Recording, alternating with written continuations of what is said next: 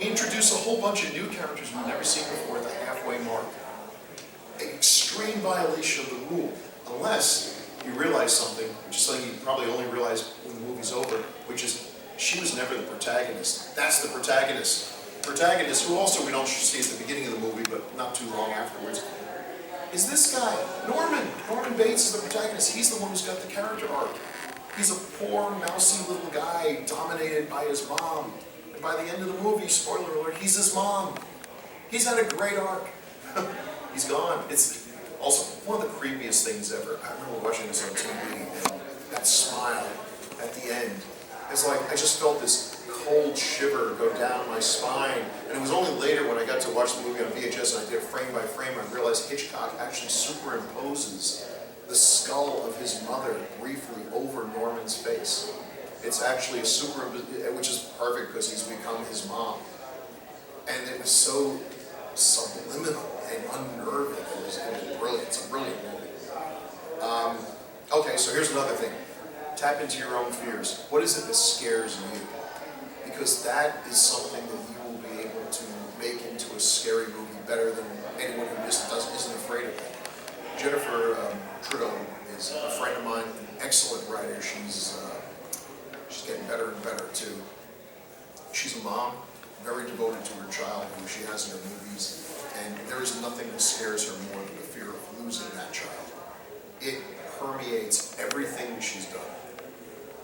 And she writes a much better movie than I could on that premise. I mean, I love my daughters too, but it's not, it's not something I worry about constantly. It is something she worries about constantly. Maybe that's not healthy, but it's allowed her to write some really good movies based on the premise of a child in peril, which to me is a very scary thing anyway.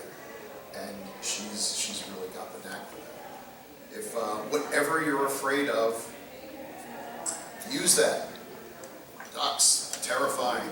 I have a friend, Jason Buterin, who is scared of clowns. He genuinely has that clownophobia, whatever that's called. Yeah. Yeah. I thought he was just putting me on.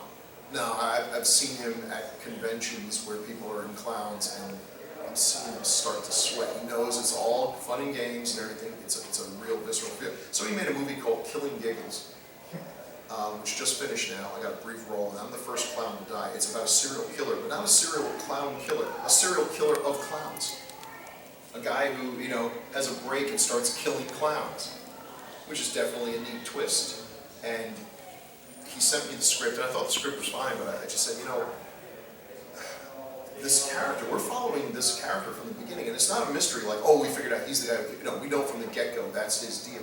So you got to make him a little sympathetic, because he's the protagonist. We're following him, and really he's killing these innocent clowns. Okay, a few of them are kind of sleazy, but most of them aren't.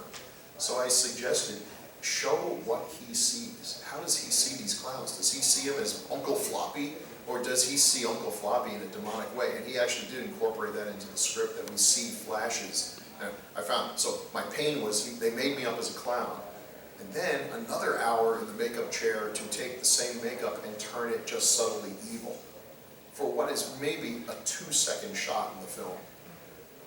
And I'll tell you, this clown makeup stuff is hard to get off. Got no respect for clowns. Settings. Okay, so you're writing a script. You're going to write a script. So here's the first, before you write a script, don't write something that's never going to get made. Don't set it in an abandoned hospital, which is a great setting.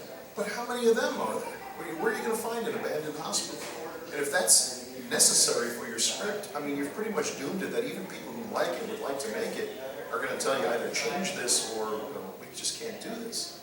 If you've got this set, if you've got that set right there, first of all, call me. Because, man, we could make a movie out of this. That's not, what the hell was that? There are some amazing urban settings out there.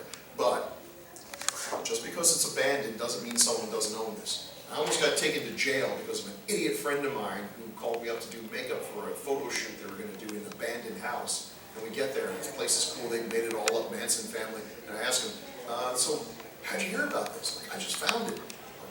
So who'd you talk to get permission? I don't need Bill. You don't need permission to shoot in an abandoned house. I'm like, holy crap, and sure enough, there's the red and blue lights as they pulled off of Highway 55, wondering why the creepy old house there that no one lives in suddenly had a generator and lights in it. And then the woman who owned the place, who was like 97 years old, shows up. And me and this girl who was going to be she was going to be in the shoot, all tortured and everything.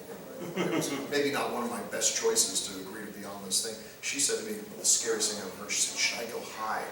And I'm like, oh my God, no. The only way this day could get worse is if, the cops find a woman hiding in the closet with these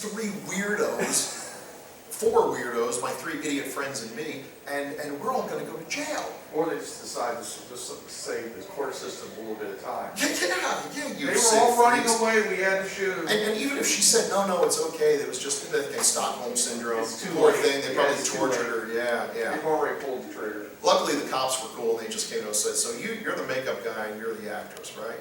Yeah. So you're kind of like independent contractors. I'm like, okay. It was, you had nothing to do with this, right? I'm like, you are right, officer. I suddenly turned to Ed McMahon, yes, you are correct. He's like, you can go now. Thank you, sir. And we got out of there, and those morons were scrubbing away. So you do an inventory. Now, sets can be a problem, but you'd be surprised what might be available to you. For reasons I can only wonder about, we decided to make our second movie a zombie western, which is a pretty cool idea, which has subsequently been done several times, but it was still a pretty cool idea when we did it. And you're like, okay, great, zombie western. Where are you going to find a western town, genius? Turns out, in my area, there's two of them. One guy, and the one we ended up using, a place called Shadowhawk, was built by an old cowboy actor. He retired and he just found lumber and he built a replica street, both sides, in a church. And it was just as good as any Hollywood backlot. It was great. And we shot there. And he had costumes and everything, and he was like, hey, and he let us do it for almost nothing. I said, would it be okay if my friends and I were in the movie? We're like, yeah. So we got all this really great stuff there. That was wonderful. Now our next choice was to make a sequel and set it in, this was set in 1870, we decided to make a sequel set in 1970. Huge error, because it's easy to do, once you have a western town, it's easy to do in 1870 beach. You know what kind of cars they drove in 1870? No cars, that's right. So as long as there's no cars, you're okay. But in 1970, there were lots of cars, but they were all 1970s cars, which are not that easy to find anymore. We had to use 1970s phones, 1970s ashtrays. We told people dress like the 1970s. They all showed up in tie-dye, and I'm like, that's not how we all dress. I was there. We didn't all dress in tie-dye. We'd stop. Tie-dyes were limited. So here's another trick. Subvert expectations. Now, so keep in mind something. If you're writing a short horror story, it's going to be shown in horror movie festivals. People know it's horror. So if you've got a movie with no horror in it whatsoever until the shock ending, I guarantee that everyone's figured out the shock ending, which is probably someone's either a werewolf or a vampire. Because it's in a horror movie festival. A movie about a kid being kidnapped is not a horror movie, unless at the end he turns into a werewolf. Then suddenly, boom, it's a horror movie. So I wrote a movie I'm very, very happy with called Belladonna. And it's a film noir about a blind woman married, very young, attractive blind woman married to a very old, rich guy. And a young guy comes into the scene and has an affair with her, and they start talking about killing the old man. Classic film noir trope, classic femme fatale. So everything in the film is designed to make the audience think they figured this out, that she's going to betray this jerk, and the old man will be dead, the jerk will be in jail, and she'll have all the money. And then, at the very end, it turns out, now in the original screenplay, she was a succubus. We changed that to make her a lamia, a snake woman, because we ended up with a really good makeup guy, better than me, who could actually pull off a lamia. So, that's the twist. It's still, they knew a twist was coming, but hopefully I made them think it was a different twist than the one that came. This was actually and it worked better, although I'm very proud because the director was brilliant. It worked better as a succubus because really this film was my reaction to Let the Right One In, which is one of my favorite horror movies of the last ever. I thought it was such a sad movie because that little boy at the end, and I know the writer disagrees with his interpretation, he probably knows more than I do, but I always felt that the boy at the end he's going to become the guy, like at the beginning, the one who's serving her and everything, that's his fate. She has, He's you know, gonna become the Renfield. yeah, that's his fate. To me, that was such a great love story. It's like it's the second worst love story there is. The first one being the Joker and Harley Quinn. But whatever.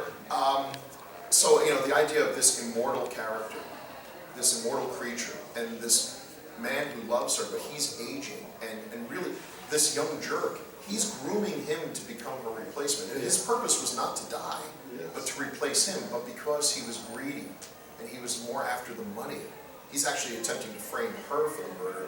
They decide to just cut their losses and consume him, literally.